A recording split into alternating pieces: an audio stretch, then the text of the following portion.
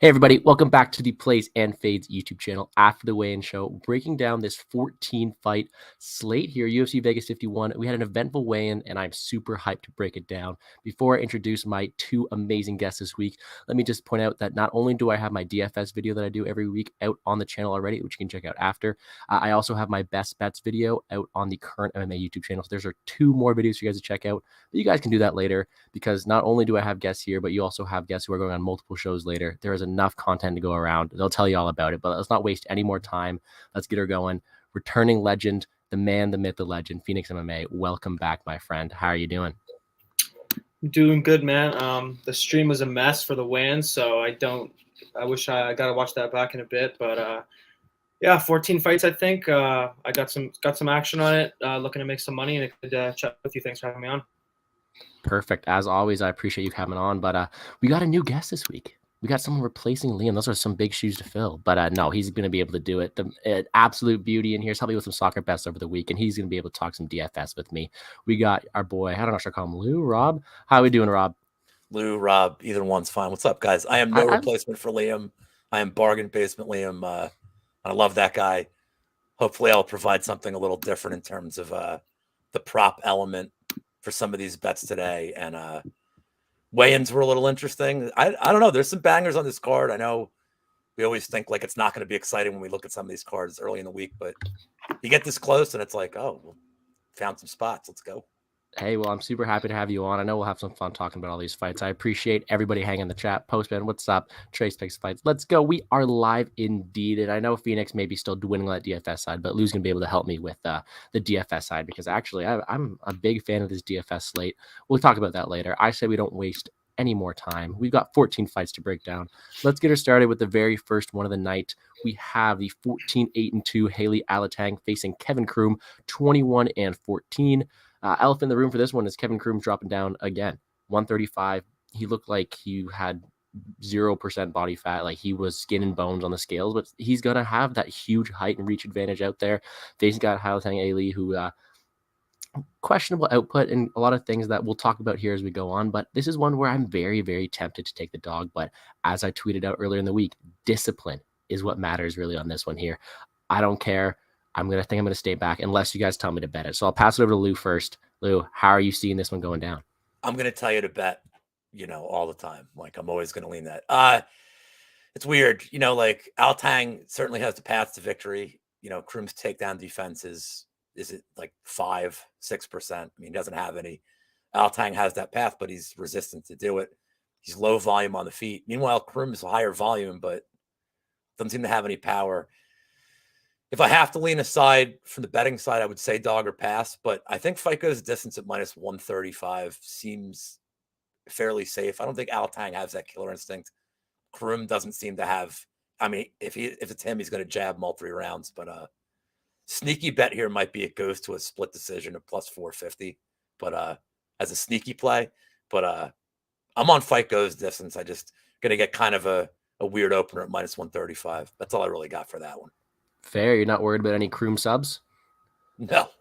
And Kroom could win. It's too bad that Kroom can't win a round off his back because he seems to be, he's active off his back. Even against Keller, he was throwing up shots, but that's just not how you're judged. I mean, it doesn't matter. You could be twice as, unless you're landing super damage from your back, you're never going to win that round. And it really just depends on when Alatang goes to the ground, but he's not high volume. He's just going to hold him down and try to win a round. So I think we're in for, I don't think as far as the DFS play goes, it's.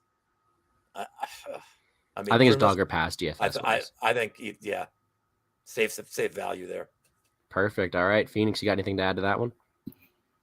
Yeah, I mainly agree with you guys. It's just such an awkward fight. I don't really want too much exposure, to be honest. I think Alatang's the rightful favorite. I think he's got the wrestling if he wants to go to it. As Lou said, Kroom's got pretty much no takedown defense. I think Kroom throws pretty good volume. I think he'll land him on the feet, but I think Haley's going to land much more powerful shots, and Kroom's also got like no defense as well. But Kroom's just such an awkward fighter that I can really see anything happening, honestly. So I'm just going to pass. Hey, people said he had no power. Then he goes out there and rocks Roosevelt Roberts. Well, who knows? No, I don't know. This is one where I was debating it. I think that I'm going to stay back because I do have a lot more plays than I anticipated, really just seeing all the line movement and the weigh-ins are something that I might add other spots. I think I'm going to sit back and let this one ride. Not really the biggest fan of it. So many question marks that I think I'm just going to sit back and enjoy. Hopefully, maybe not some violence for you, but I'd like to see some violence to open up the night. But hopefully you cash those bets there you guys got. But I say we don't waste any more time on that one. Let's move on to Sam Hughes, 5-4, Estela Nunes, 6-2, and Estela Nunes is that one name. She fought my girl Ariane Canellosi. You guys know me. I love Canellosi. Just don't know why. She's just one of those people who's just like, if I had her physique, man, I wish. Well, maybe not the height, but her guns, she's just ripped. And I went out there. I took a stand. I said she was able to grapple. Cashed huge on her sub against Estela Nunes. And I'm like, perfect. I get to fade Estela Nunes' ground game again. And then Sam Hughes walks in. And I'm like, is she going to be the one to take her down and challenge that ground game? Because we all know that she doesn't do very well shooting those takedowns. So this is another one that I'm definitely debating it, but I will not go to the window on this one. I actually lean a bit of Sam Hughes if she's able to implement the game plan. Don't think she gets there, though. Maybe you guys can tell me differently. Phoenix, will start with you. How do you see this one going down? Yeah, I got a bet on this fight. I have a unit on Nunes by decision. For me, I was pre-tape. I was thinking that maybe Sam Hughes could come in and implement some grappling. I mean, Nunes doesn't like the thing, but then after running the tape, what I found is that Nunes, so like on the feet, I think she's going to piece her up. I mean, she's got really good striking. I think good 1-2s, good kicks as well. But I just don't think Sam Hughes is athletic enough or is physical enough to really like body her in the clinch. Like I think she can make it ugly. I think she can get to the clinch, but I mean, running the tape on Nunes, like I watched some of her regional fights, and her takedown defense isn't like the worst thing in the world. Like she can defend initial takedowns, like counter with knees and hooks in the pocket, and she kind of does like kind of scramble out of those positions. And I just don't think Sam Hughes is athletic enough to really like get her to the mat. Like she doesn't really shoot takedowns that well. She kind of likes to clinch up and try to get her from there. But I just think that Nunes can move around. And if Sam Hughes can't get those takedowns, then I just think that even if she's able to control it for like, let's say 3 minutes of a round, I think the striking on the feet is just going to win Nunes the round. I mean, judges they're not really fond of girls or anybody just, holding another fighter up against the cage and not doing too much. So I think Nunes, the striking, she's going to be able to piece her up. I will give Hughes the credit that she probably will be walking forward. I mean, I think she could maybe land a jab, decent jabs, decent kicks, because Nunes is a little bit hittable. But I think that Nunes at this price tag at -200 is too steep. Like I don't think you can play that with the fact that Sam Hughes does have a viable path to victory if she's able to implement that. But I just think that Nunes is going to be too elusive. I think she's going to be able to move. I think she's going to be able to defend with knees, circle off the fence, get ahead on the cards. And Sam Hughes is super tough, super durable. She did get dropped, I think, in her last fight, but she recovered. And Nunes, even though she's got really good striking, I don't think she has too much power. I mean, I do think she has some in her hands, but I mean, she's only got 2 finishes so far, and like it's on the regionals, like she doesn't really hurt people overly much. So I do think that the decision at plus money is not a bad angle on this fight for me personally. Perfect. So with that logic, it's going to be another cut stoppage, right? That would suck a lot. I know. I'm sorry I spoke into this. That would happen. I don't mind the bet there. Lou, do you agree? Yeah, it would suck for me too because I have the exact same bet the Phoenix has. I have Estela Nunes by decision. Nothing much. I don't have much more to add than what he said, except that like Hughes, probably shouldn't even be getting this fight. I'm surprised that they gave her a 4th chance. The knock on Nunes, I guess, from last fight against Carnellosi was that the cardio was bad. She's coming off a 3-year layoff. Carnellosi's takedowns are. You just talk about how strong she is. I mean, it's a little different game plan here. I just see Nunes piecing her up on the feet. I mean, I think Hughes will come forward, but doesn't mean she's doing any damage. I mean, I think Nunes seems to be slicker. I don't know what Nunes' ceiling is, but Hughes is not UFC caliber for me, and I don't see a finish here either. And I have it at -110 for the decision, so I think that's not going to go crazy on it, but seems to be the true winning condition of this fight. Yeah, I see that, which unfortunately leads to another fight that I don't really want too much ownership on DraftKings because Nunes' path to victory is staying at range. And unfortunately, if Hughes is able to implement her game plan, it might score well. I don't see it happening too often here. This is one that I'm not really passionate about on either side. So again, 2 fights down. I know there's a lot we want to talk about. There's 14 fights, so let's just move on, guys. Come on. That's like, I appreciate you guys. Good luck on those bets, but I do not have much to add on that one. There's 2 fights I'm not really as passionate about, but it changes with this next one. We have Jordan Leavitt, 9-1, the Monkey King, facing the UFC debutant Trey Ogden, 15-4. before. I've seen a lot of hot takes each side. The line has flipped already. I know Lou and I are on the same side, so I'm going to pass to Phoenix early once again. How do you see this one going down? Nah, I'm on the same side as you guys. To me, it was pretty like straightforward to break down. Like, I just think that Ogden's better everywhere. Like, I think he's definitely the better striker. Like, Levitt looks very awkward striking. He doesn't really do anything. I mean, he's very kick heavy, but they're one at a time, few and far in between, nothing really on them. And I think Ogden, like, I don't think he's the best striker. I think he's a little bit hittable, but he's definitely better. Like, he definitely has a better base. He at least throws jabs. He mixes it up. He has more weapons. And then in the wrestling, like, he's definitely the better wrestler here, like, for sure. I think he's more physically imposing. I think he's faster in the level changes. I think he's got pretty good top pressure. I think if he ends up on bottom, he's actually a pretty good scrambler to get off. So I played Ogden here at the -125, but I was gonna let it ride, but I had to hedge a little bit with Levitt sub because I'm just too scared, man. Ogden, like, his level changes are good, but I can see Levitt like snatching the neck like on one of his level changes. I can see it. It is viable. I think that's his 95% of his win condition. Honestly, I don't think he wins a minutes here. I don't think he wins striking. I don't think he wins grappling. I think Ogden's just better than him personally. So I think he catches him in the sub. I think it's one of those situations where he's losing before he's winning. So I hedged off a bit for like 0.4 units at +350. I like Ogden. I think he does have potential if he, tightens up the striking defense and stops making rookie errors on the mat. But I can see it, man. I can see him getting subbed when he looks so good. So I'd have played a little bit safe. Hey, we were just talking before we went live about Serkinov versus Turman.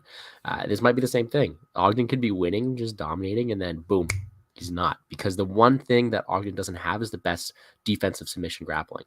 And the one thing that Levitt does okay is his okay offensive grappling. Sometimes he can't get it there with the wrestling, but that's usually what he's best at.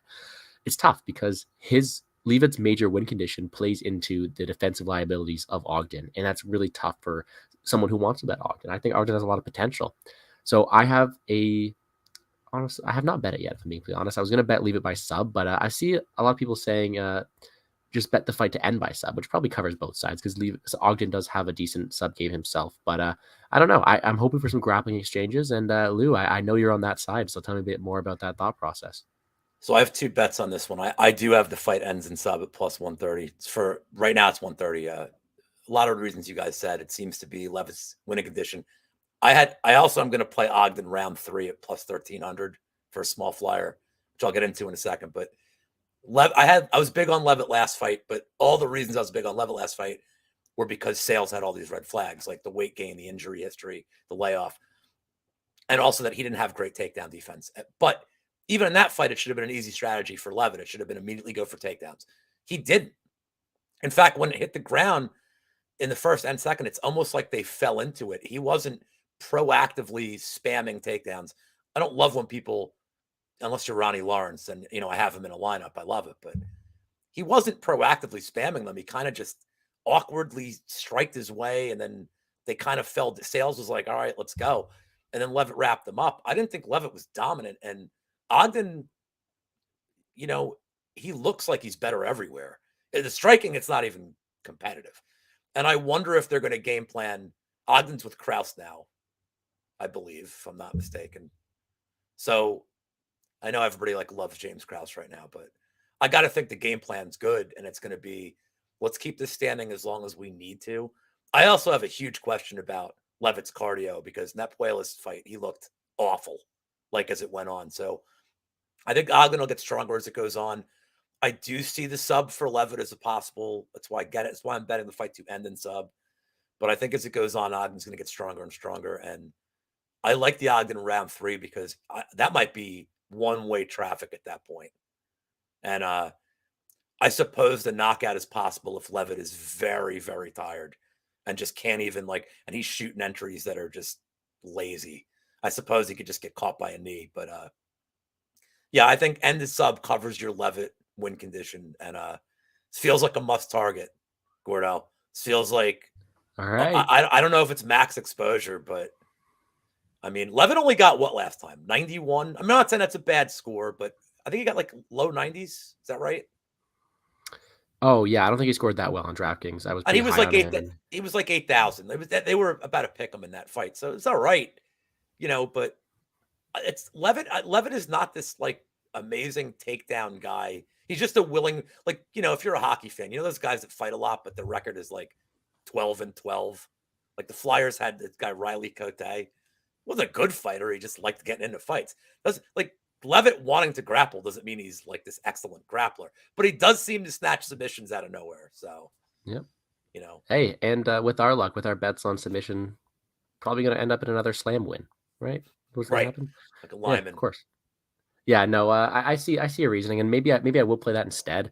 The difference is pretty substantial, though. I guess it covers me, but leave it up to sub as at plus like 360 or something like that, and then I don't know. I was hoping for a better line, but I can see that for sure, especially for Ogden, like you mentioned, him being tired in that third round. But it's one where I think I do want to target, especially maybe violence on this one too, even though it's pretty juice. But that sub seems to be the only win condition for Leave It. So I agree with Phoenix there. Wish you the best of luck on that one, and let's move on. I will be playing some Leave It on DraftKings. Ogden a bit as well, but not as much, just because maybe I should. But no, Leave It's a guy who I think his ceiling's a bit high as well, because I know he didn't score well last time, but it could very easily be just one and done in the early rounds, right? So we'll see how that one goes. Next up, oh yes, Beast Boy time. Chris Barnett, 22-7. Martin Boudet, 9-1. Phoenix. We were breaking down Chris Barnett from his first UFC fight, Ben Rothwell, one of the first times I ever did a video on this channel. Chris Barnett is our hero. We know that. Is he our hero enough to bet him against the debutant Martin Boudet? No, unfortunately not.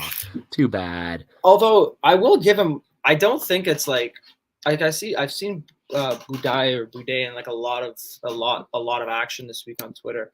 I do think that he wins, and I do think that he should be the pretty decent sized favorite. But I see paths for Barnett. I mean, I think realistically, I think that what happens is I just think that Boudet is just so much bigger than he is. I mean, like 6'5" versus 5'9". I mean, should be able to bully him in the clinch. But Barnett's like, he's got decent lateral movement. He's got decent speed.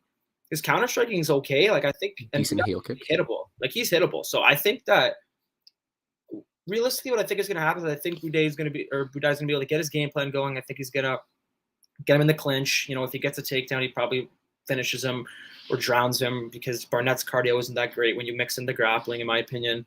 But if he can't implement that, I do think Barnett could be live. I mean, I think he could clip him with some counters. I think he could stay away with lateral movement. Maybe I haven't seen any of this tape of this guy extended. So, if he's like gassing out, or if he's tired, I mean, Barnett, like you saw in the Rothwell fight, like he was tired, but he's still coming. He's still throwing. Like he's got dog in him. So I think that you never know, man. Never disrespect Chris Barnett. Never count out Chris Barnett. The spinning wheel kick's just 5 seconds away at all times. But realistically, I do think that Martin probably takes him down, probably grinds him in the clinch, out muscles him, outworks him there, eventually finds a takedown, and eventually finds a sub or a TKO. But the later this fight goes, man, I think Chris Barnett could be live. I think he could be live. All right, I think Postman killed it. Barnett, most athletic potato ever seen. Yeah, that's a perfect plan. You gotta wait to see how much energy Barnett expends on the walkout, just him busting out some moves, and then see if you're able to bet him or not, because he could tire himself out in the walkout, man. He's what, 5'9", 260? Like he's a big boy. So we'll have to see. Lou, what are your thoughts on this one? I don't want to bet against Barnett, but I think you have to here. I mean, it's weird. Martin Boudet is such a strange. It's not a common name, and yet, like, I have a good friend in my life named Martin Boudet, so I'm probably biased here. But I think we know we're going with Huggy Bear at this point. He's going to throw a lot of crazy stuff. He's going to throw spinning attacks. He's going to be the faster guy. I'll say that. Like, definitely has a huge speed advantage here. Doesn't move like a heavyweight. Everything I've seen on Boudet, he's just. I'm not saying he's Ben Rothwell, but it's going to be the same style fight. He's going to try to bully him up against the cage. It may not be exciting the first round. I did see the over 1.5 was plus money, and I don't hate it at all. I haven't fired it on it yet. I could see this getting a little bit extended. I think, Phoenix made a good point that even when Barnett's tired, it's not like he's just shuts down. He's just, the output slows, but he's still coming forward, maybe to his detriment. But I think Boudet gets it done. It breaks my heart. I think late second round. I have a play on Boudet in the distance -165. I have Boudet round 2 at +425. That's more of an instinctual bet than anything else. I think Barnett does come out a little bit hot, so we'll see how that goes. And then I have a real weird flyer here. I know Boudet only has 1 sub in his career, but round 2 submission is +2200. It is how Rothwell beat him 2 fights ago. If Barnett is really tired, just kind of falling into, some grappling, I mean, club and sub is possible. Again, I tread lightly on that one, but, I do try to look for some kind of crazy value on these fights, and -165 for the distance isn't great value. If you do like Barnett and like going with Phoenix says, if you look at his knockout props, I don't think you get great value in the first. It's +600 on DraftKings for round 1, but 900 and 1400 for rounds 2 and 3. If you do think Boudet can be extended and not swim well in the deep waters, it's not bad. Fair. Look at that. And that's a live bet spot. That could be a live bet spot. And well, that's right. I'm practicing for that later. It's strangely enough, if it gets to the third round, you might take a look at Barnett's live odds. I mean, if he's hanging in there, he's probably going to be 9-10 to 1. If he's lost the first 2 rounds, you might get killer value, which is a good hedge against any Boudet bets. So it's worth looking into. Here's the thing, guys, is I have not bet Boudet. I've not bet Barnett. I don't want to bet this fight, but the way it sits right now, and this is kind of giving a spoiler to everybody I'm playing in the Ironman this week, but Boudet just slots perfectly into my lineup, just perfectly. And like, it makes me probably have to play him because I know he has the path to victory. I know he has a really high ceiling here, but I don't want to. It sucks when you get fighters who are just so likable like Chris Barnett, but I can't bet with my heart. I got to bet with my brain. I got to probably have some Boudet on DraftKings. His win equities can score very high. Phoenix mentioned he could just go out there and just get him out there really, really early. But we'll have to see. I'm cheering for Chris Barnett, but I will have some DraftKings ownership on my boy, Martin Boudet, the fighter, not lose friend.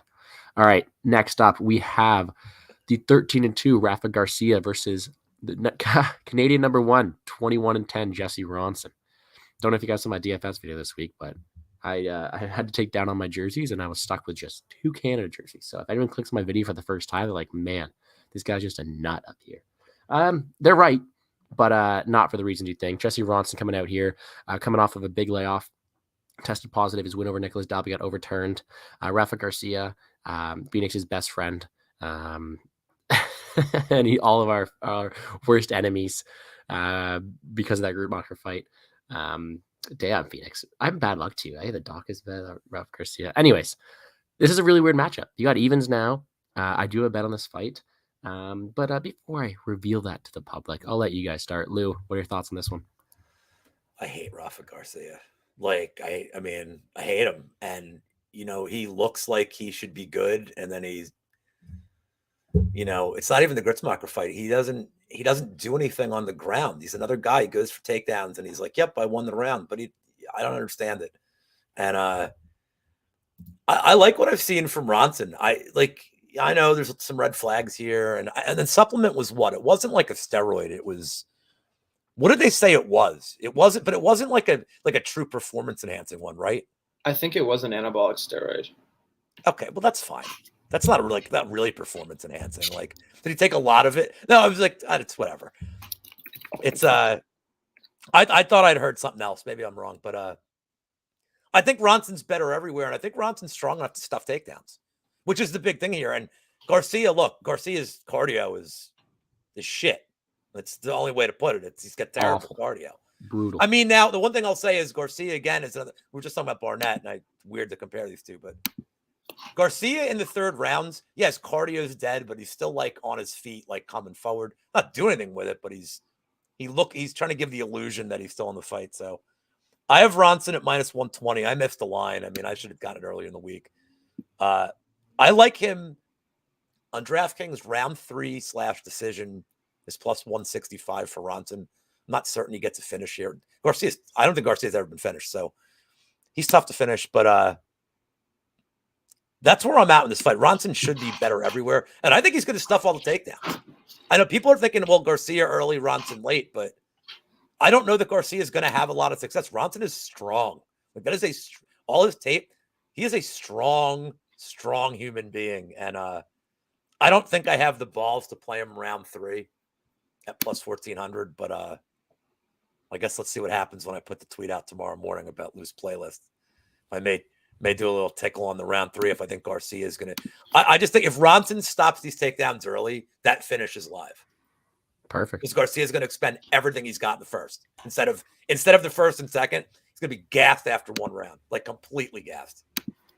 All right. Well, that's music to my ears because hate to, just come off and show off a little bit, but I do have Ronson plus 110. I played him earlier in the week. Canadian bias aside, I think he's a stronger guy. I think he's able to fend off those takedowns. The 1,000-time better striker, in my opinion. Garcia gets hit 80 times out of 100. Horrible striking defense. It's a tough one because, of course, that path to victory is there if Garcia's able to land those takedowns, but is he able to? Is he strong enough? Ronson's bigger. Ronson's stronger. Ronson's got the better striking. I don't know. Phoenix, do you agree? Yeah, I agree. I missed the line. I really wish I got plus money. I don't think I'm going to play him at -1, -120 or -115, wherever he is now.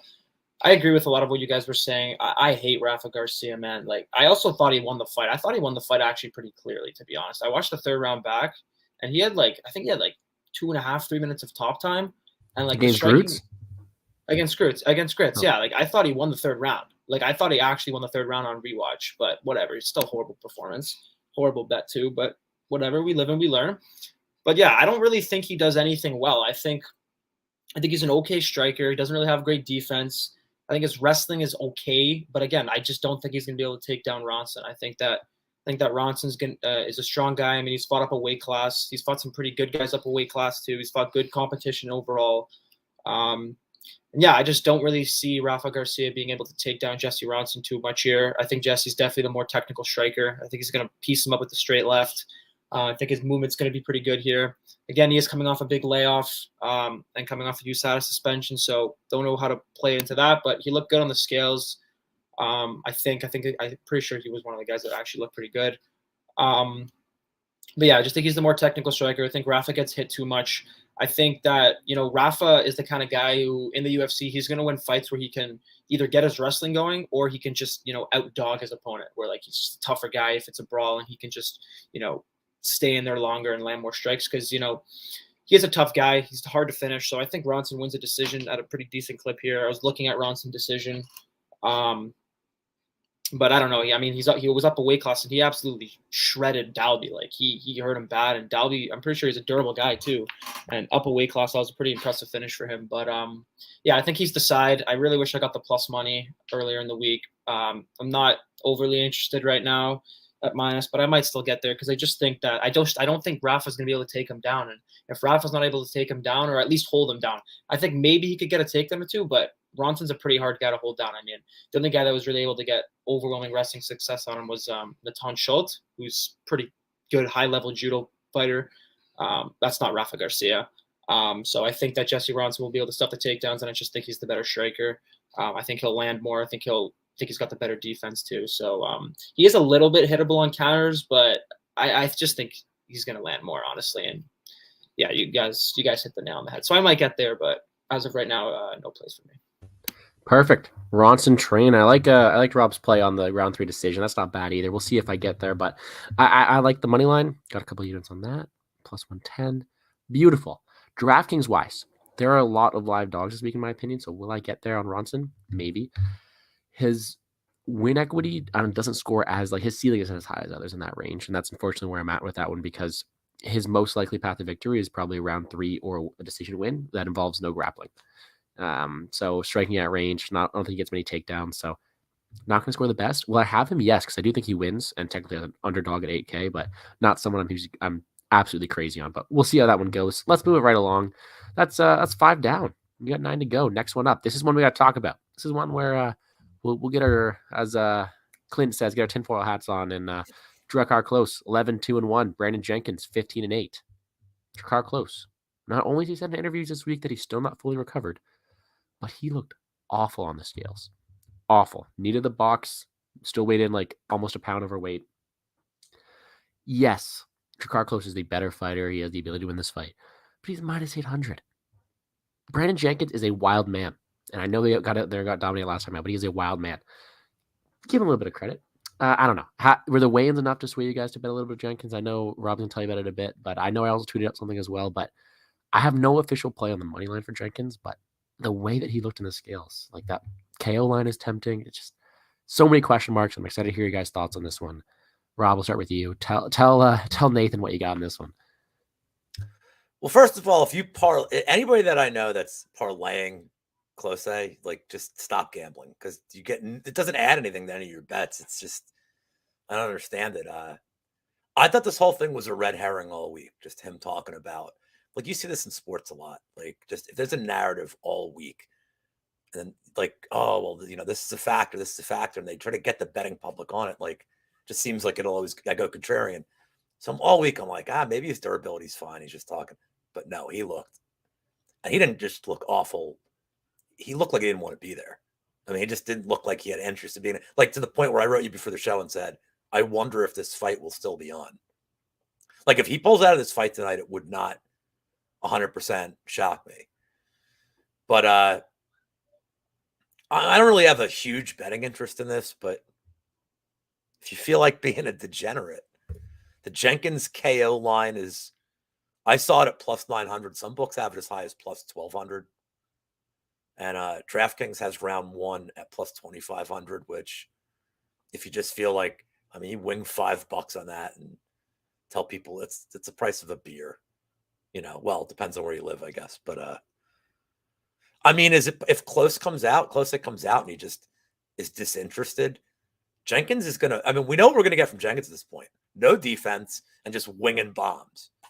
So if Close doesn't feel right, Jenkins definitely has enough power to put him out. I mean, he's no Dariush, but can hurt him. I mean, anybody can hurt anybody. It's if his head's not in the game, it's possible. But I'm treading very lightly. I will say that's from a DFS perspective.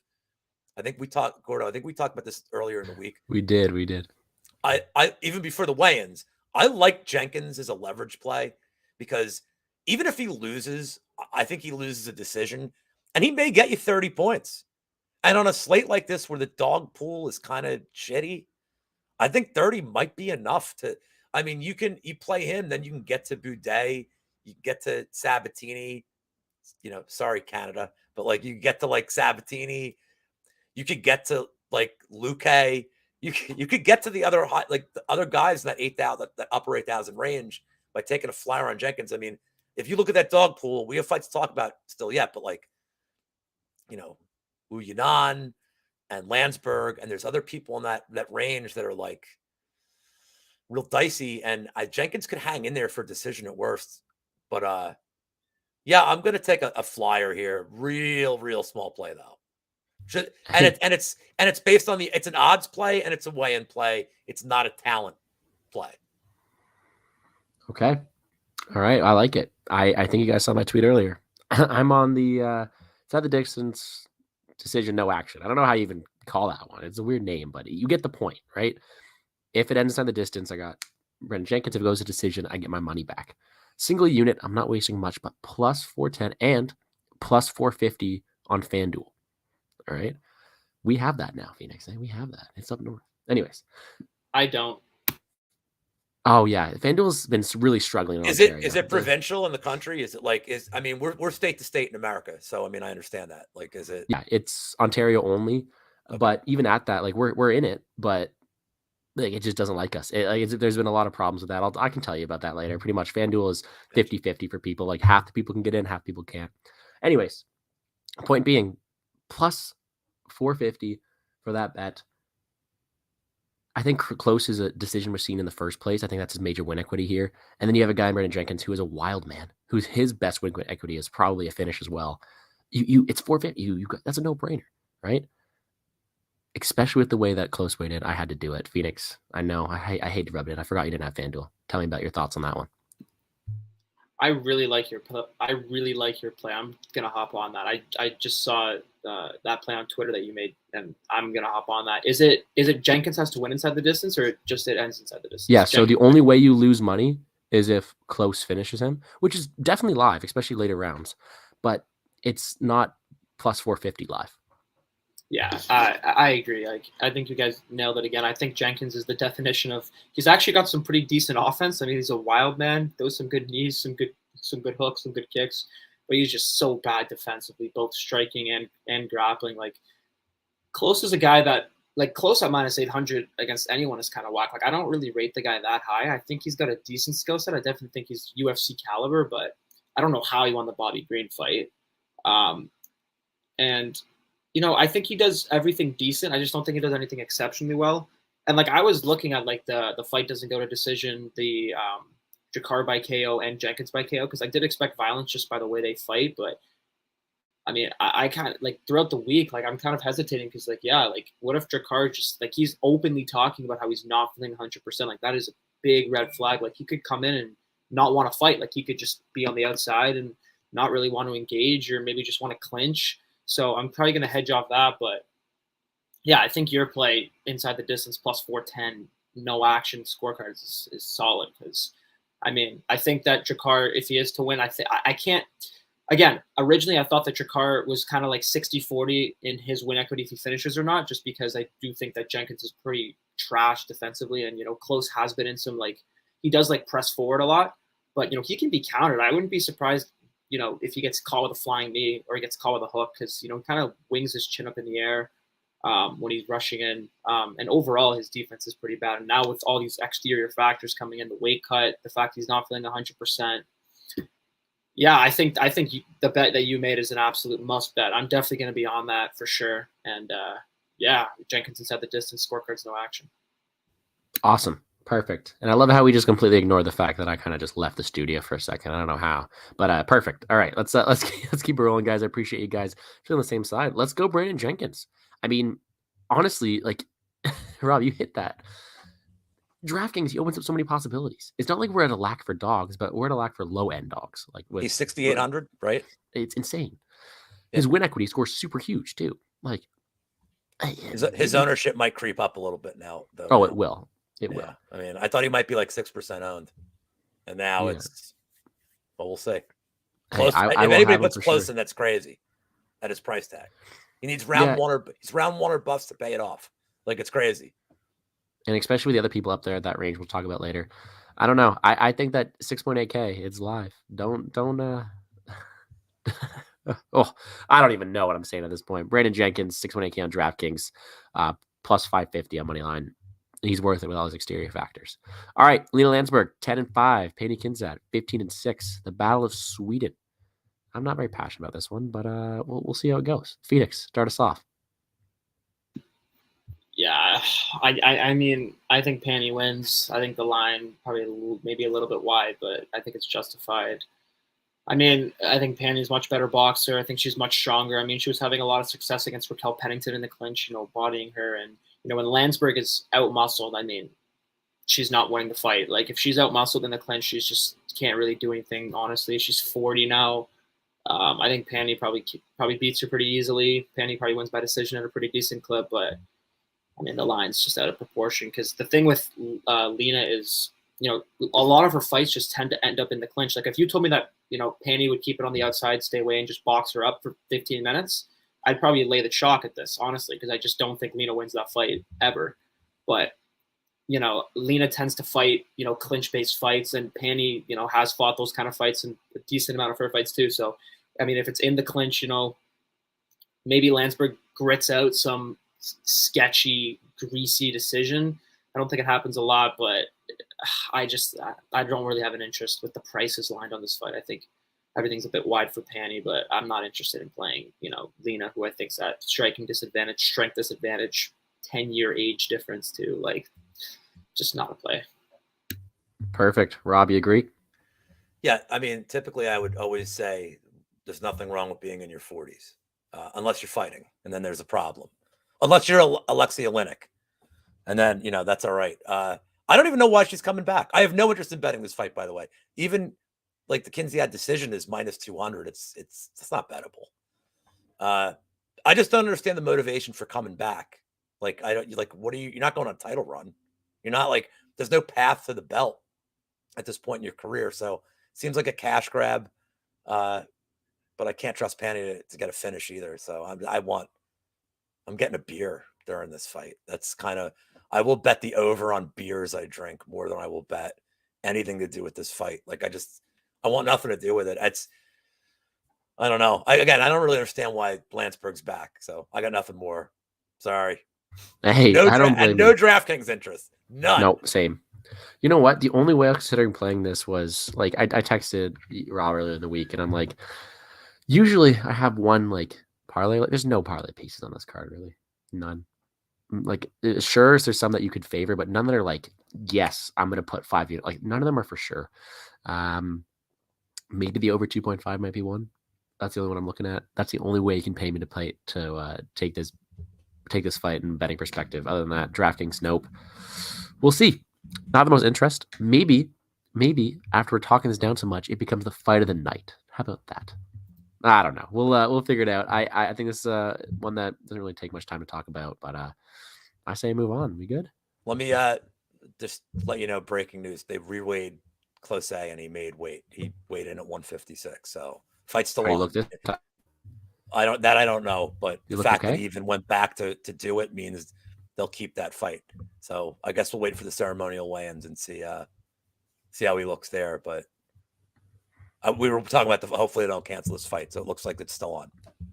Perfect. Okay. Well, I'll try to look it up, but all right, if it's still on, my bet still goes. We'll talk about that later too. But let's move on to the real fight of the night, in my opinion. Am I gonna say that? I don't know. I'm so excited for this fight. I could not tell you why. Maybe it's the fact that William Knight was posting videos of him benching like 450 the other day. He's an absolute unit, and he's coming in here 11-3, weighing 251 pounds. Yeah, the guy who used to fight a light heavy, 251 pounds. He's an absolute unit. Facing guy Devin Clark, 12-6. Alpha in the room is William Knight's gonna have a 30-pound weight advantage. I tweeted out, someone stop me from betting William Knight. He's not the best fighter. He's gonna have 30 pounds, and he's got decent power. Someone stop me. Phoenix, start us off. Are you gonna be the one to stop me, or are you gonna ride with me on that one? I mean, I'll try to stop you, but I also don't hate it. I have no interest on this fight. Like, the fact that it's at heavyweight, like, it's just such a weird fight. I mean, I don't even know what to say. I mean, Knight's got 30 pounds on him. That's pretty good, I guess. I think Knight's live to nuke him, at any time, potentially. The guy's kind of a meme. With 30 pounds, I don't know if Clark can maybe get the wrestling going. Maybe he can't get the wrestling going. I have no idea what's going to happen in this fight. Pass.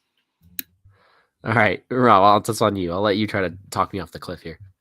So I have a Friday show at 5:30 on our channel, and one of the bets I give away every week, it's called the Yam Bag Special. Basically, I bet a point deduction every single, and look, it's 20-1. You take a shot. I went forever without hitting one, and then it was it in Chukwu? I forgot. I just got the point deduction a couple of weeks ago where they kept poking him in the eye, and I'm like screaming to take the point. Nothing about this fight makes sense. Not one goddamn thing about this fight makes sense. Why was it scheduled at heavyweight? Why is Clark taking a fight at heavyweight? Is his face okay from what Kudiyaba did to it?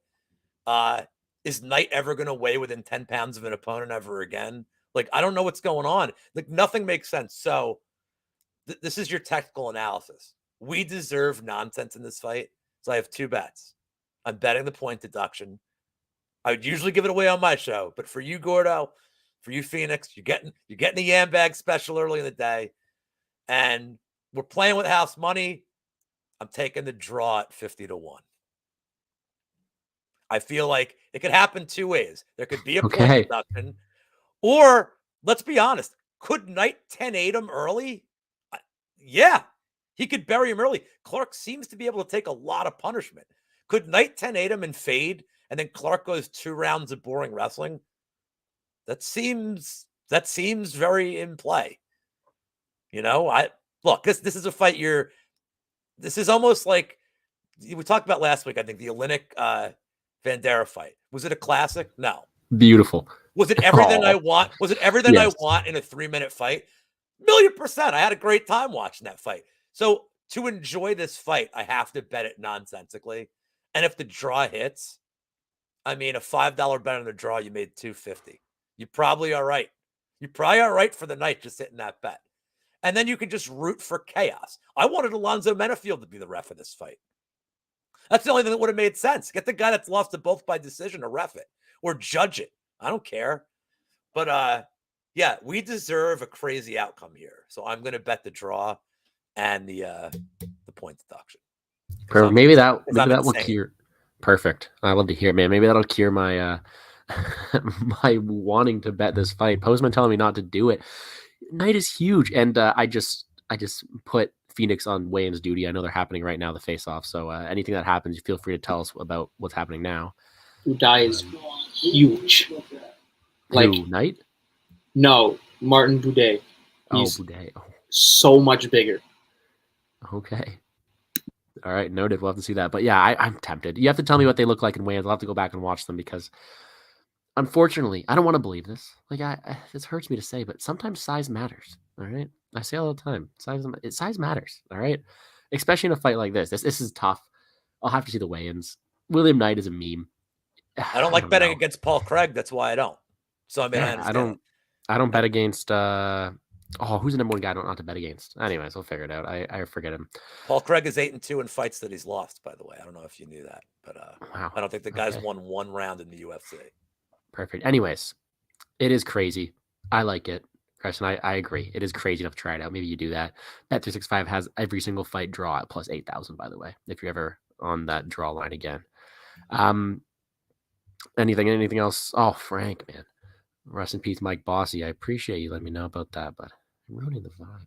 Prayers out to him. Hopefully we make a lot of money for him. Thank you, Frank, for that. But all right, Phoenix, let me know about those weigh-ins because this fight is one that I'm waiting for. I was gonna go back and see them the face-offs. William Knight is a unit, man. Like, think about it. He's posting videos of him benching like 450. What if he just starts like bench pressing Devin Clark on top of him? Like, what is going on? Like, I wouldn't be surprised at this point. This fight's an absolute joke. Yeah, Williams definitely like thick, but Clark's got like a little bit of a height advantage on him. Like, I don't think we expected that, but Knight is wide, man. Guy is huge. All right, I'll have to go back and watch that. But let's get to the main card. We have Mounir Lazzez 10-2 versus short notice replacement Ange Loosa 8-2. Okay, let's slow this one down a bit. I'm getting crazy after the last one. I was gonna bet Dos Santos. I had a bet on him. The fight gets canceled. Like, too bad. Lazzez is someone who I am okay with, but I see areas for him to fade him. They get Ange Loosa. I bet on Loosa Contender Series. Of course, he gets destroyed by Jack Della Maddalena, but that loss is looking not as bad anymore. I'm really excited for this guy. I think Loosa has got a ton of skills. I think he's a very good wrestler. I think he's got great power on the feet, decent technical abilities as well. I'm liking him as a dog here. And honestly, the line is still moving, so I haven't bet it yet, but I will be betting Ange Loosa. This is where you tell me I'm stupid or not. Phoenix, we'll start with you. What are your thoughts on this fight? No, man, I don't think you're stupid at all. I'm kind of holding for plus 185, and then I'd be on him. I do think that he has some advantages here. I do think Mounir is the rightful favorite, but I can't really put him past 60% personally. I do think he's longer. I think maybe he'll be able to get him he'll be able to hit him further away. But I think Loosa's a dog, man. I mean, the guy's got he's a very complete fighter. I mean, he's got good wrestling. He's got good striking. I mean, he's defensively responsible for the most part. He can be outmatched on the feet, but I think he's getting better. He's young. He's a young guy. He looked really good in his last fight against John Howard. I actually have a bet on this fight. I haven't placed it yet, but I'm going to probably after the show. Fight goes to decision. I think the fight goes to decision at minus. I think it's at minus 160. I want to say. Don't quote me, but something like that. I think it should be closer to like minus 230. Honestly, I think both guys are durable. Both guys can take shots. Both guys aren't really finishers by nature. I feel like in the way that they fight, I feel like they're more kind of. I think Lazzez especially. I think he's more of a point fighter personally. Kind of keep you on the end of strikes. Move around, avoid. And I think Loosa super tough, super durable. I'm not overly concerned about the short notice nature because I mean he just had a fight like very recently, so he's in shape. He looked in that fight. He had a lot of shots by Jack. Jack's got some power in his hands too. So unless he gets nuked with like a big head kick, which I think is possible, I don't think it happens overly amount of the time, and I don't think Lusa finishes Lazez an overly high amount of the time. I mean, Lazez has only been finished once, and that was kind of a weird fight. I mean, Alves just always comes out like that. Like, that's not Lusa. Lusa's not going to come out like that. That's not his style. Alves is kind of just a first round come at you, throw everything in, and if you can survive, you probably win. If you don't survive, you lose. And he ate big shots by Razak. I mean, Razak was landing big right hands on him, uppercuts too. He ate all of them. He was fine. So I think both guys are durable. I think both guys are more point fighters than, potent finishers. So I think minus 160 is pretty short, honestly, and I'm going to be on that for probably a two unit stab. All right. I know you mentioned it. Lazez decent kickboxing ability from the outside. I just hope Luce is able to stay in his face, close the distance, and if he has to put a stamp on the round, he's able to wrestle. And I don't think Lazez has that same ability. Rob, what are your thoughts? I agree with both of you. I think he's a good dog shot here. Little steam has come in on him, but good dog shot. And the first thing I loved was fight goes the distance. That was the first thing I looked at because Lazez is a point fighter. That's what he's there for. Luce is not even getting knockouts on the regionals, really. He's not getting a lot of finishes. The one thing I like about Luce too is, aside from the fact that he just fought, he's fighting at a way better camp.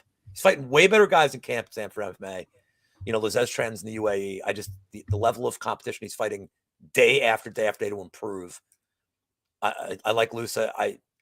There's no other weird prop you can really play here. I think it's just I don't see a finish. I mean, it's Luce, and you could do Luce by decision, but I think it's minus 150 on DraftKings for the fight goes. So not horrible, not horrible at all. To me, that's a parlay piece because it has the minus sign in front of it. So if it's got a minus sign, it's parlayable. Plus is all right. But I agree with both of you. I like both sides of it. I think Perfect. I think Luce can outpoint him. He does, and he seems like he has a little bit of grappling in his back pocket. He does. Better. I mean, I don't know what Liz. Are we just riding Lazez's reputation on one fight against a guy who is proving that maybe Alassane was a one-trick pony? It seems like that's what's Lazez is just riding that he had a good win. I don't think he's good anywhere. He's all right. Yeah, I think he's definitely gonna have it. I don't think he should be favored this much, is what I'm trying to say. And honestly, I thought the line would keep climbing. I think it reaches peak at plus 170. I will have to snipe that line after the show because, like I said, I'm on Luce. DraftKings salaries are out this morning. I checked on that. He's at 7.4, I believe. Yep. So he's a dog for me all day. And like I said, everyone who's watching this video right now, check out my DFS video later. But I talk about Luce there. Talk about Luce now. Malo Luce. All right, let's see what they're saying. Postman, backtracking. If night through an uppercut, you'd endorse him. Hey, are the overhand right hands not enough? Is it not? He's spamming it. I don't know if you play UFC 4, but he's just spamming it over and over again. That's how he does. Anyways, let's keep her going with this main card. You got 4 left. 5 left, actually. Yeah, 6-fight main card. And this is the one where we have a nice little Philly versus Canada battle, right? All right, Pat Sabatini, 16-3. TJ Laramie, 12-4. TJ Laramie coming off that big break where he broke my heart getting guillotine in 10 seconds as a big favorite. Rest in pieces. Also have him running his barbershop in the meantime. Anyways, he's been doing a lot of stuff. Lengthy layoff. Rob will tell you about it. Facing guy, Pat Sabatini, great ground game, great wrestling, has been a bit more active. He's shown to be a nice little star in the division. Pat Sabatini is one of the biggest favorite in the card. And I know Phoenix will tell you he shouldn't be. Lou will tell you he should be. So I'm just gonna sit back. Maybe I'll mediate it all. But I'll let you guys start. Phoenix, Canadian bias. You can get to go first. All right, man. This line is just disrespectful to my guy TJ Laramie, man. First thing I want to say is I just watched the face-offs. TJ Laramie, not that much smaller. Smaller, but he's not at a massive disadvantage. Okay. To me, the line is just insane. Plus 400 on TJ Laramie. I don't get it. I taped Sabatini first, and I was very impressed. I thought the way he dominated Lutz was very impressive.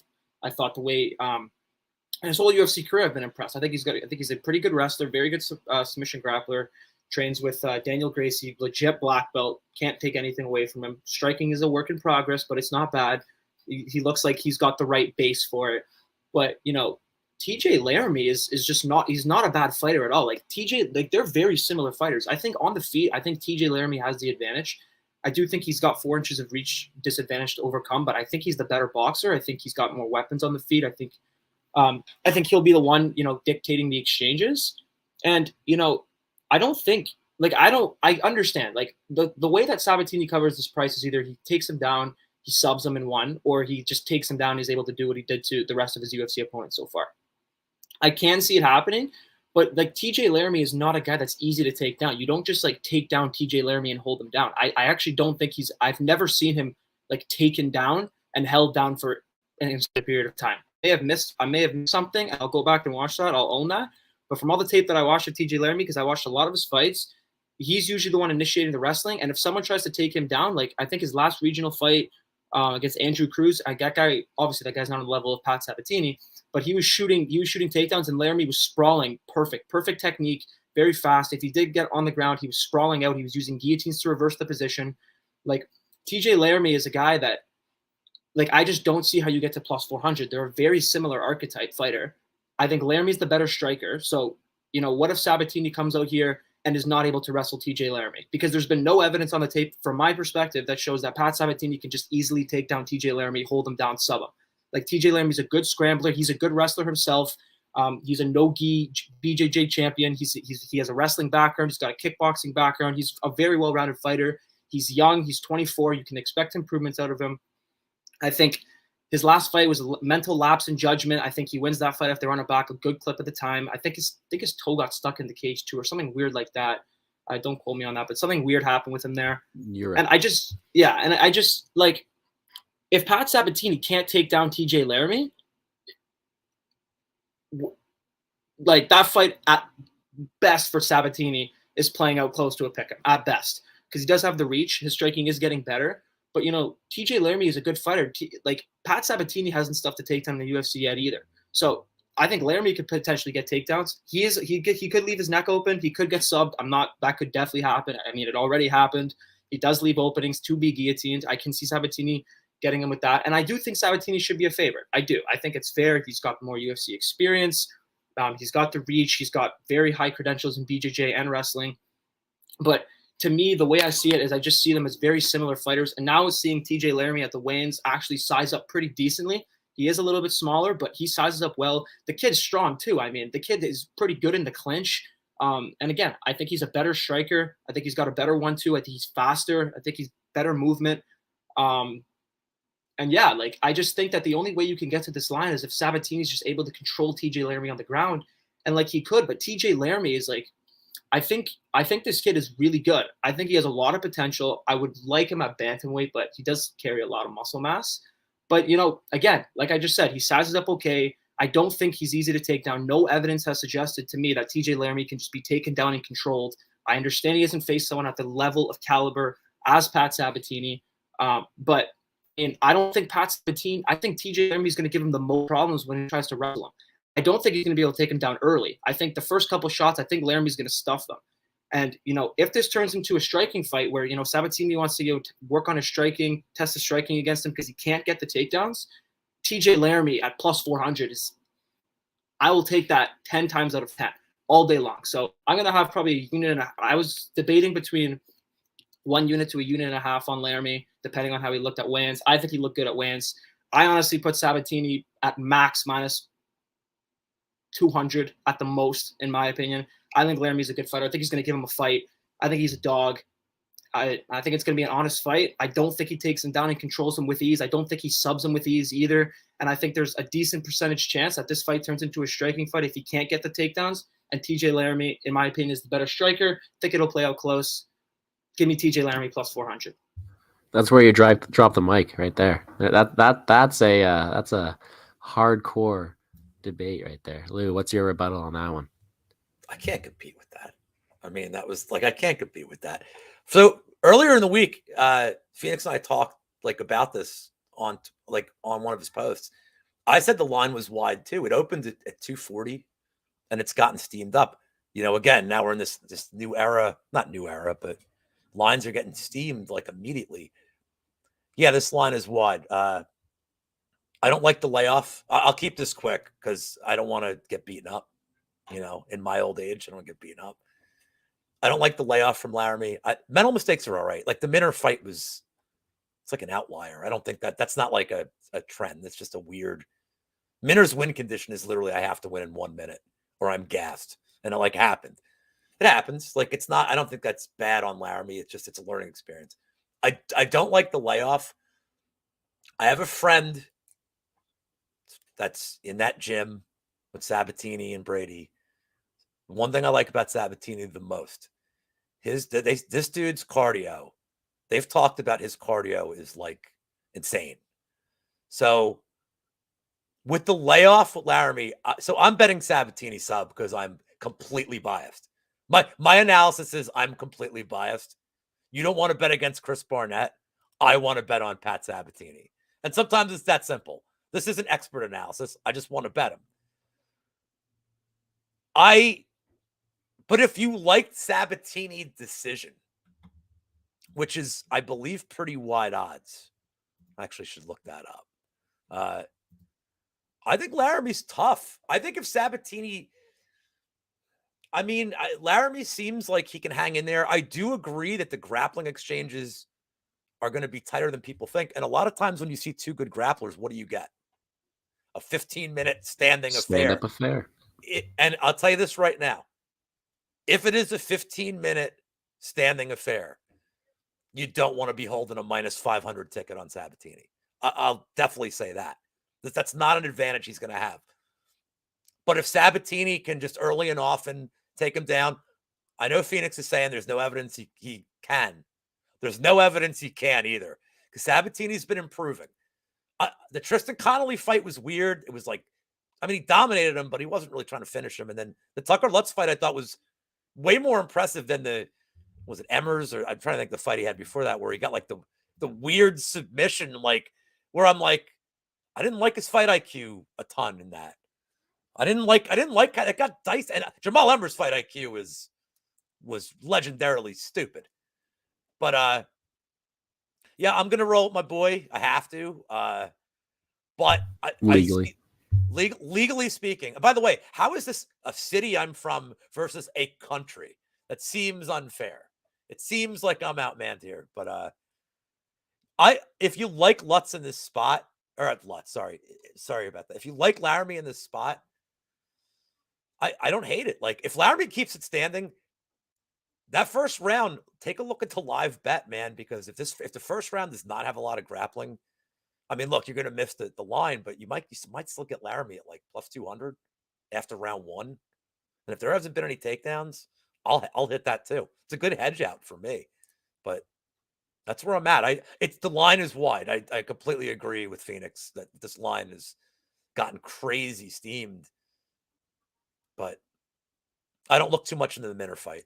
Like, it's an outlier for me more than like him having a history of mental lapses. For sure.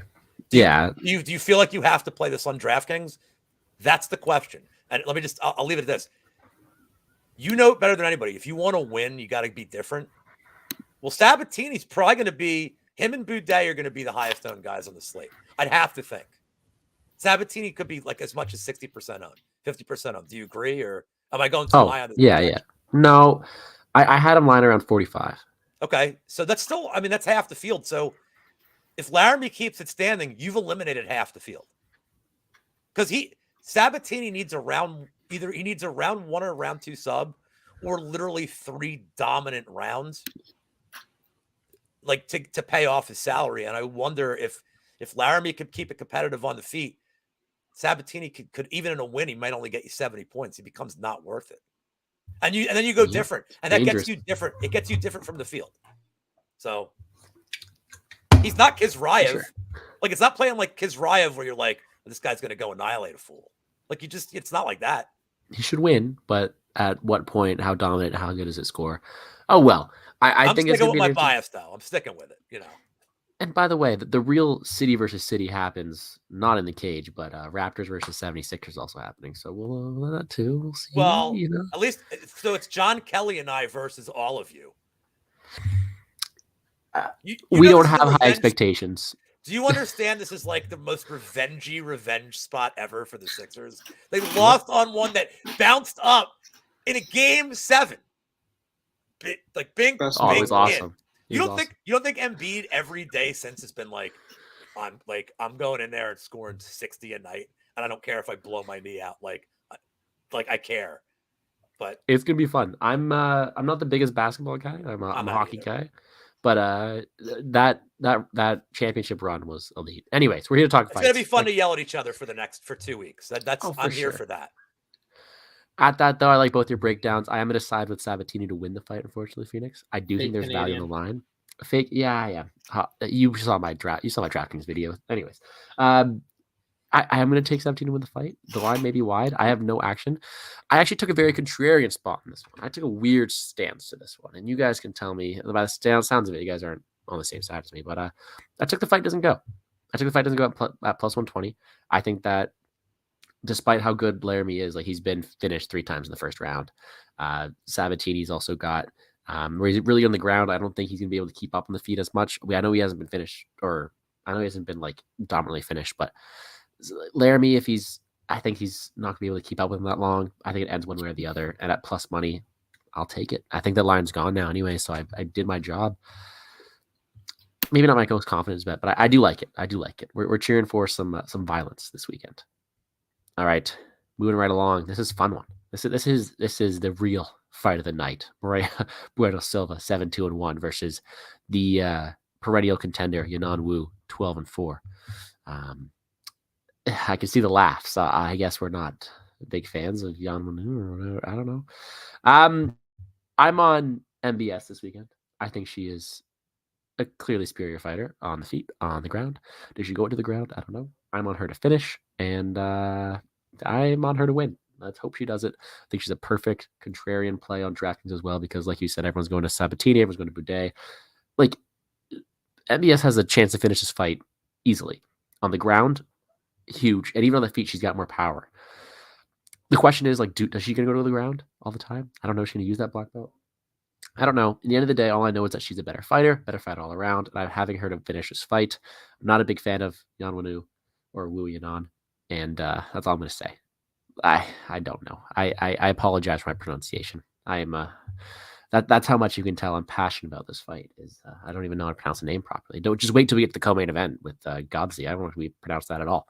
All right, Phoenix. How crazy am I for betting a finish from MBS this weekend? Did you happen to get that finish when it was like plus 250, or did you get like 175?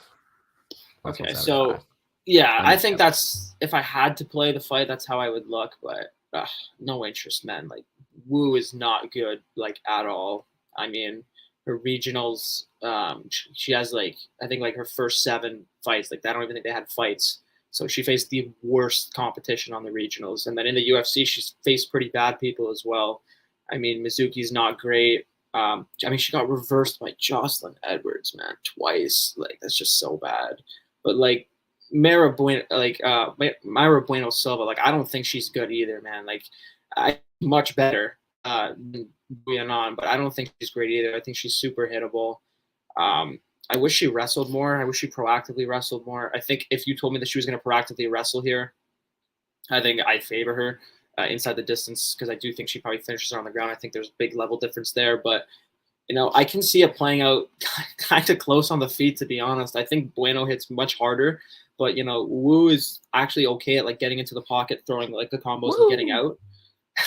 I think she's got the speed advantage here. I think Bueno's really slow. It's just not a fight I'm interested in at all. Like I don't want to play Bueno Silva anywhere near that price tag. Like I don't think she's great. I know Wu isn't great either, but the inside the distance is probably the best way to play it, to be honest. I do think she finishes her inside the distance, but Hey, before I pass to Rob here, we are in that contest hosted by Sean Bitter, MMA Wizard, and you have to pick 3 moneyline plays all week. And no matter how much I don't want to say it, my probably most confident moneyline pick, which is something I can't even believe I'm saying, is probably MBS. Am I out of my mind? Probably. There's a lot of things wrong with me, but I do think that she wins this fight at a pretty high clip here. Rob, do you agree? So Yanan Wu has 12 wins. 10 of them are against opponents with 0 wins. Just let me get that out of the way. Numbers. She's not good. She's not good. And yeah, the question is, will Silva actually attempt one goddamn takedown in this fight? Because if she does, it's over. Like you'd have to think that's it. But she seems to be resistant. But yeah, I got into distance. I played in the distance this morning. I got it at plus 165. I hate the number, but it's probably going to get worse. I'll give you a spoiler for the show I'm doing later tonight with the crazy Lambo for the Lambo show later. I took the round 2 sub at plus 800. I have no you good reason wild for man. I have no good reason just for because. this. Well, you have to take a big plus odds bet, and I'm like, Yeah. well, what round can she get her out there? And you never get great value in the first. And who knows with Silva? Maybe she'll strike for 5 minutes, and then her coaches will be like, "The hell are you doing? Like, take her down, like just once."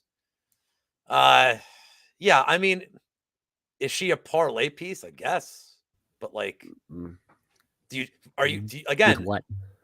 Right. I don't love parlaying things like that. I don't like doing that, especially in women's MMA, where if I don't know, I don't see a path, but I in the distance is fine. I'm just going to go small on this. And This fight scares me too. but we talked about earlier in the week. I think Silva's a strange leverage play here. If everybody's going Sabatini and Boudet, and she comes out and she does get a takedown, I hate thinking in terms of, it's like there's that old phrase we have, if my aunt had balls, she'd be my uncle. But yeah, like if she goes for takedown, she's going to look like minus 2,000. I don't know that she will. I hope she does. She's tough. I mean, she's going to be in no danger of getting beat up. She seems crazy tough, but she could put up a massive score in DraftKings if she gets a takedown, wears her out, and then subs her. I mean, especially if it's like 2 rounds or even into the 3rd round of just annihilating her and then getting a finish late, like Billy Q against Mowgli style, like just annihilation until the final buzzer and then the tap. Yeah, I mean, we could look really stupid for this if she doesn't execute any kind of good game plan, but it's definitely a good way to cut down this absurd money line. Hey, I'm on it to win. That's all I gotta say. It's not something I'm just going crazy about. The fight does scare me. I agree with Kristen, but let's cash, take it and move on. All right, we got a few fights left. This one's fun. Andre Fiallo, 14-4. Miguel Baeza, 10-2. Andre Fiallo, the guy who came in on short notice, huge plus money, and survived Michelle Pereira. Miguel Baeza, the guy's been in a few wars. Ponzinibbio, got knocked out last time by Cass Williams. But he has a ton of potential. But he's also got some question marks in terms of his fight IQ, in terms of durability. When it comes to skill for skill, Miguel Baeza is the better fighter. But is he able to execute? Is he able to live up to that big price tag? Is he able to use that fight IQ? Is he able to do everything that he does so good? Or is he going to get nuked? That's the question. Because he has been nuked. We don't know. I had to pick a fighter to pick to win based off skill. Miguel Baeza all day, but I am not betting this fight from a moneyline perspective. No, I'm not, and I'll tell you I'm betting it later. But Rob, we'll start with you. How do you see this one going down? So somebody's getting knocked out. I don't love Baeza's head movement at all, or lack thereof. Also, Fiallo looks like Mr. Potato Head. He looks like the guy, if you start up a video game, he's like the base model of the creative fighter. Like, he has no hair. He has no, he's like average, like physique, average height, average carpentry skills, probably, bullfighting ability. It seems like he is the epitome of like an average guy. However, seems pretty tough. And Baeza has just so many defensive deficiencies that if Fiallo can just hang in there for a round and Baeza's going to throw flashy stuff. He's going to throw a lot of spin. Well, I don't know if he could throw a lot of spin attacks, but I thought he won the Ponzinibbio fight. It was close. I mean, I thought it was, I don't know if he didn't dominate, but I can make a case that he won. And then his last fight, he definitely did not win. And there's no debate about that. In fact, I thought his fight IQ was weird in that fight. The grappling exchanges were very strange in that fight. I'm going to take a dog shot on Fiallo knockout at plus 275. I think, as much as I think Baeza is the better skilled guy in a vacuum, I wonder, he's coming off 2 losses. He seems like a guy that and he's not dealing with adversity well. I hear him, I've seen some of his his interviews he's done, and he's placing a lot of blame. And I never like to see that in a young fighter. You're at a stage, just be hungry, get better, get better, get better. Learn from the losses. And he's like, no, I would have won that fight if not for this. No, man, you got time. Does have an awesome nickname. I will say that. Caramel Caramel Thunder. Thunder is Whew. like a top 10. It's a tremendous nickname. So I never like betting against guys with bad nicknames, or with good nicknames. But I'm gonna take a shot on Fiallo here at I don't feel great about it, but somebody getting knocked out at -115, I'm going fairly heavy on, which means we're getting like a split Submission. decision at this point. Yeah, we're getting a round one sub. But yeah, I think either Baeza early or Fiallo late. And I guess we'll see. Fiallo's on a full camp now, so we'll see what he does. We'll see what he does with it. He's got his career is strange. Yep. Like he's shown. I mean, Chris Curtis, internet sensation, internet darling Chris Curtis knocked him out. No shame in that, the way Curtis is going right now. But he's had some ups and downs, but he likes to be in firefights, is what I know. And Baeza is a very willing participant there. So fight to end in a KO -115 seems like suspiciously low, but I'm on it. I'm taking the bait. I am not taking the bait. I'm taking the under. The fight doesn't go. Cover my submission wins as well. And guys, if you guys know one thing, if you guys are not following Phoenix MMA on Twitter, the one thing he does best is he breaks down these fights, full paragraphs. He in-depth breakdowns, and I love it. And I know exactly what he's going to say, and I'm ready to hear it all over again. Tell us a bit more about Miguel Baeza. Yeah, I'm on Baeza here. 2 units, -170. And my main reasoning is, one, I don't think Fiallo is that great. I don't think he's UFC caliber, but I just think that Miguel Baeza has all the advantages here. I think it's his fight to lose. The way I see the fight, the one thing that Fiallo does do well is he presses the action well, he cuts the cage off pretty well. But I think the main thing for me here is I think his leg is going to get chewed up bad very fast, very quickly. He fights in a very traditional boxing stance. His lead leg is heavy. He does not check kicks. I've never seen him check a kick, ever. I think Baeza's going to demolish that lead leg early, take away that movement. I think Baeza's faster. I think Fiallo, for as bad as Baeza's striking defenses and his head movement, Fiallo's ain't much better. Fiallo has pretty bad striking defense as well, especially to straight shots. I think he's going to get pieced with the 1-2 down the middle. I think his leg's going to get chewed up.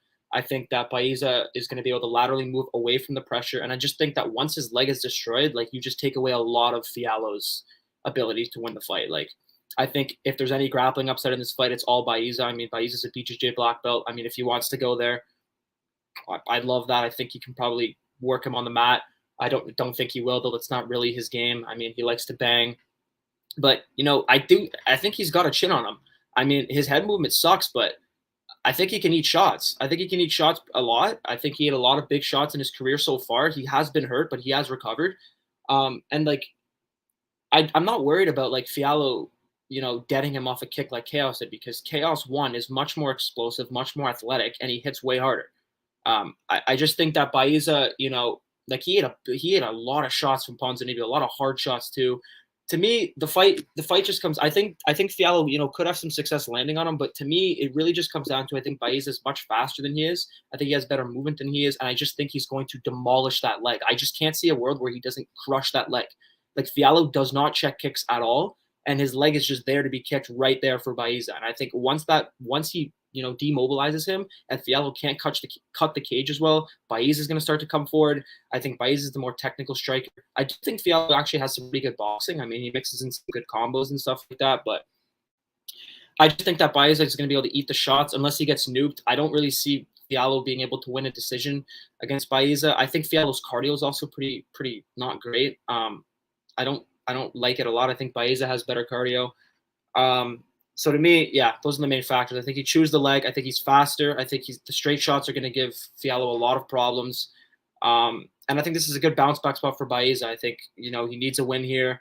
I don't think Fiallo's great, to be honest, overall. I mean, going back and watching his regionals, I mean, I'm just not really impressed. I just don't think the guy's great outside of pretty decent boxing, but I just think he's limited to a big shot against Baeza, which I think he can eat. And unless he can land like a lot in a row, I think Baeza is going to be able to, take the shots and give them right back to him. So I got Baeza here, money line.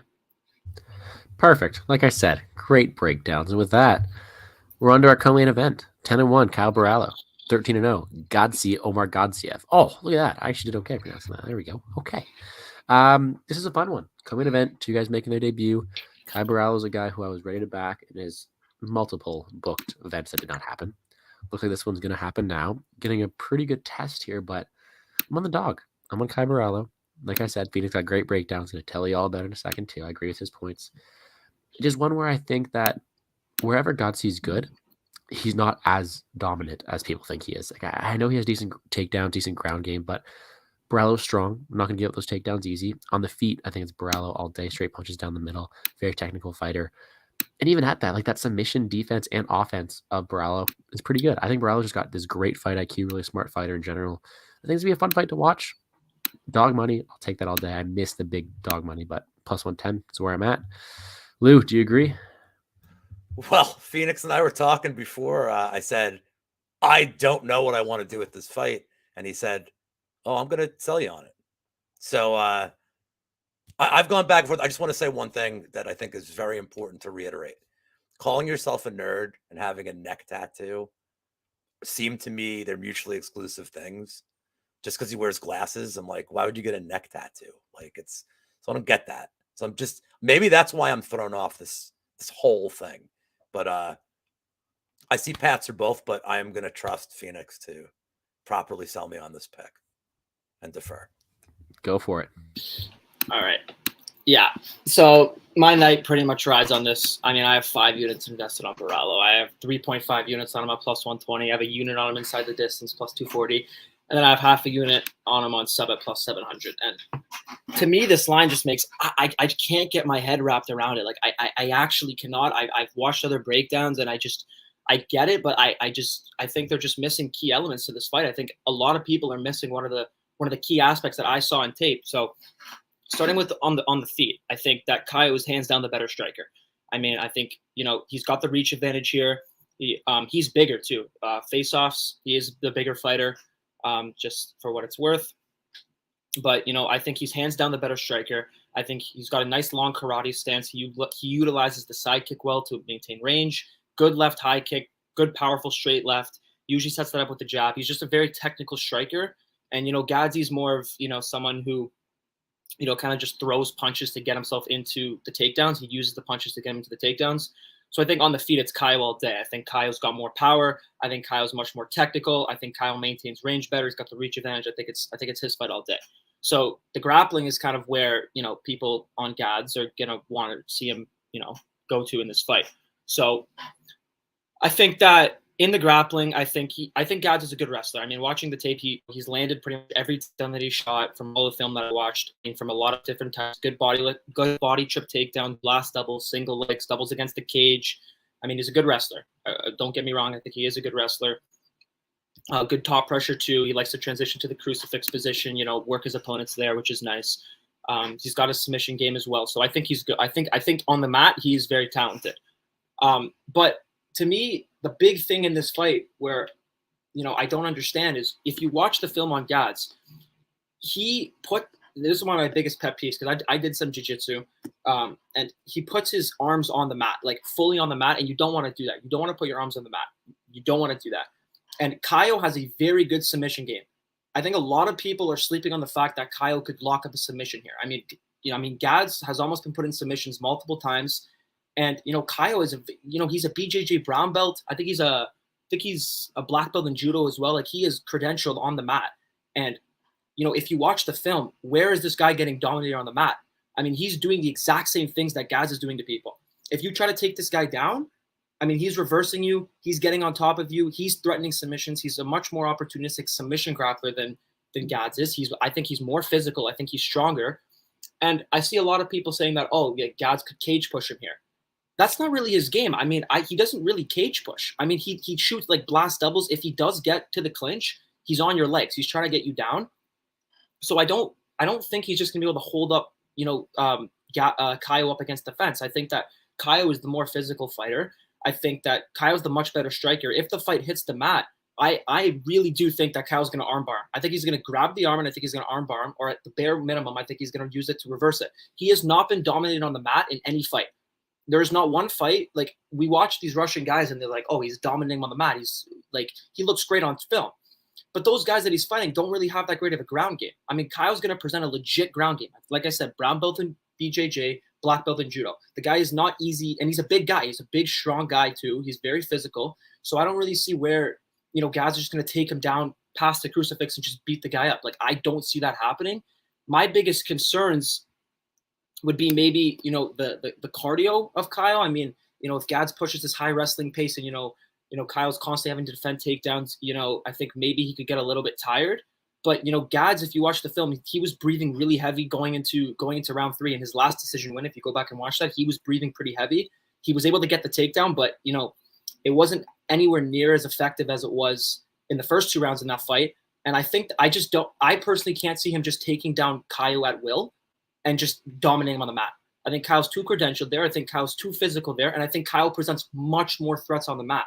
Like, you don't want to put he literally rests his arms on the mat. He will be on top of you and he'll rest them there. He'll leave them there and just look to advance. It's kind of like he's like game planning. He's like thinking in his head, okay, what do I do while his hands are on the mat? You can't do that against guys that know what they're doing on the mat. Kyle's going to grab that arm and he's going to pull it off and he's going to take it home. He's going to do that. So, like, to me, it's just, I don't really see where you can justify Gads being a favorite here. He's outmatched on the feet. He's not going to win the striking. Kyle is much better than him, much more technical than him, much more weapons than him. I think if the fight's standing there, he wins. And then I think if Gads goes to that wrestling, which he's probably going to, sure, he might land a takedown or two, but I think Kyle's going to make him work for it. I don't think he's going to be able to control him super easily. And I think he presents more. I think if, Gads is on top of him and he's doing the same tendencies that he's done in his previous fights, Kyle is going to submit him. And what about Kyle going for the wrestling? I haven't seen that either. Kyle has good offensive wrestling too. The guy's landed pretty much all the takedowns that he shot as well, and he's gone to the tape in a lot of his fights too. So what if he turns the tables and he shoots the shots? I mean, on top, he's got very good heavy pressure. He's got submissions. He's got ground and pound. He's very talented there. He's the bigger guy. I honestly just don't see how you can make Gads favorite here. Line to me is crazy. I think Kyle should actually be a pretty wide favorite. I think the guy's really good. I think the guy's got a lot of potential if he cleans up a couple things. He's got big advantages on the feet. I think, honestly, and I wouldn't be safe. Like, Gads' win condition to me is holding him up against the cage, but I haven't seen him do that. I haven't seen him hold up a guy against the fence for 15 minutes. He shoots takedowns. I think he can get some, but like I said, I think Kyle can reverse him. I think Kyle can throw up subs. I think it's going to get dangerous. And I'm calling it right now. Kyle Boralish, 353, round 1, armbar, market. Okay. If that happens, somebody go buy this guy some dinner. Kristen hit the nail on the head. Very impressive salesman. Look at that. I don't got to say anything else. Rob, you good on that one? Am I allowed to swear on the show? Yeah, go for it. Let's fucking go, Kyle. I'm in. Let's go. I'm with you guys. I think it's going to be a fun fight. I'm all over Kyle Borrell as a dog. I don't got to say anything else because Phoenix hit it all. I'm just glad it's in the same size. It was passion. Passion. All right. Okay. Last fight of the night, then Vicente Luque, 21-7-1. Bilal Muhammad, 20-3. Do you have that same passion, Phoenix? Before you can answer that, let me just talk about this real quick. They fought before. We all know what happened. And unfortunately, I hope that same thing happens again. Vicente Luque is a potent finisher. I've tried to fade him in the past. Bilal Muhammad, no matter how good he looked last time, he doesn't have the same skill set that it takes to beat Vicente Luque over and over again. Vicente Luque's on a roll, top of the division. Bilal Muhammad, I don't want to hate on the guy. Seems like a very, very nice guy, but he's going to have his hands full here. I think that Luque inside the distance is very, very live. Give me that all day. If Bilal Muhammad just decides to just grapple him the whole time, good for him. 25 minutes of grappling, great. Good job. Proud of you. Like, that's what it takes to win here. But every round starts with the feet. Luque is a bit more physical. I think Luque's stronger, and that power is there all day. What about you guys? How do you see this one going down? Lou, we'll start with you. Yeah, I'm on the Luque side here. I'm on the distance plus 110. I have a little prop on round 3, round 4 at plus 600. I don't love the odds for that, to be honest, but I've noticed these main events are getting a little shorter and shorter on the groupings. There's 2 things that matter to me here, and one's a little controversial, but needs to be said. It's Ramadan, and Muhammad's diet is different. He's adhering to religious tenets, which I respect immensely. It's just really hard to do that, especially when you need every single advantage you can have during fight week. And that's tough for me. The other is, if you look at his winning streak, he's fought, is he fighting strikers?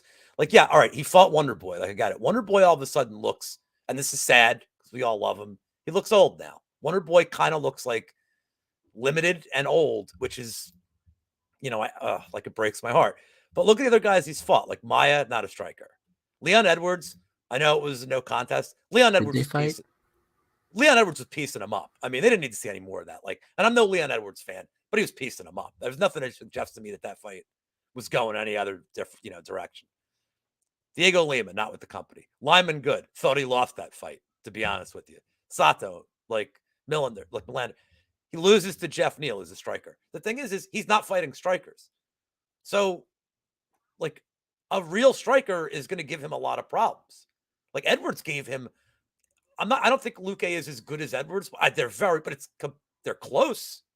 If they fought, that line would be. What do you think Edwards would be if they fought? -160? Yeah, I was going to say -170. Yeah. Okay, that's comparable then. And Edwards Edwards dominated him. So I don't know. And Luque seems like he's got that will to win. The Nico Price fight for me, I love that he's like, all right, let's go. The round starts, all right, let's go. Doesn't care. Seems like his cardio's there. He may not need it it's not going to need it for 5 rounds, I don't believe. But yeah, I've seen some people on the Luque no scorecards play, and it's -350. Yeah, but it's not. You can't bet -350 there for that condition. I know your thoughts on plus money. Don't worry. Yeah, I hate the minus sign. It's plus money odds, man. Yeah, I think it's that simple. I don't. And even if Muhammad has success getting him down, because Luque's takedown defense is not great. Luque's only faced more than one takedown attempt twice in his last 15 fights. People just don't even try to take him down, which is crazy. So, well, hey, look at Uncle Weezy gave me that one. Uncle Weezy brought me stats from the MMA engine on that one. But yeah, even if it goes to the ground, I don't think Luque is crazy out of his element. Look at this one. 3 to 2 guard strokes. I Luque on the feet, his difference in the striking is so much more pronounced than their difference on the ground. And it's not like Muhammad does damage. It's just hold him down. And, Luque seems like he has a good enough tank at his physique, which is wild, to hang in there. So I just think it's a matter of time. I could see it being tentative early, but Luque is going to get him out of there at some point. Phoenix, do you agree?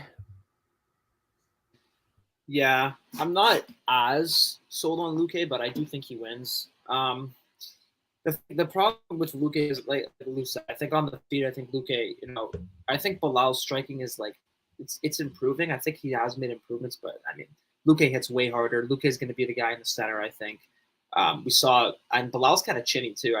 Bilal, he got knocked out pretty bad by Luque. He got hurt bad by Neal as well. So I think that Luque is live for another KO. But the problem I have with Luque is, one, his takedown defense isn't great. I thought Chiesa, if he didn't, I'm not going to say if he didn't get subbed, but I think Chiesa, if you play out that fight and, he's able to stay safe from the subs, I think he wins out. I think he's able to get takedowns at a pretty high clip.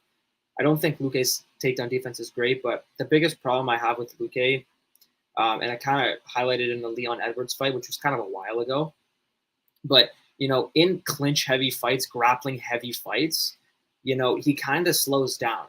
His cardio is really good if you're striking with him. He can go hard 15, hard 25 striking, I think. But if you incorporate grappling, he looks like he slows down a little bit. He looks like he's fatiguing a little bit. And we don't have a recent sample of that. But the last sample I have on that was the Leon Edwards fight. And albeit again, Leon Edwards is a much better athlete than Bilal Muhammad. I think Bilal's win condition is he's just got to hold him down for 3 out of the 5 rounds, which is going to be hard to do because Luque.